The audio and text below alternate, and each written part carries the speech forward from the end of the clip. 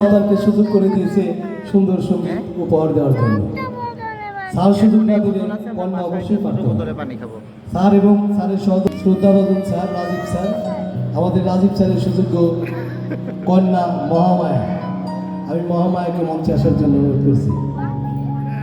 প্রস্তুত থাকবেন আমাদের শ্রদ্ধাভাজন স্যার, রাবিন স্যারের সুযোগ্য সন্তান, স্যারের সন্তানও এখানে কবিতা আবৃত্তি করবে। আমরা প্রত্যেককেই মঞ্চে সুযোগ করে দেব। গান গাবে ওদের একটু বলে দিয়ে আসুন।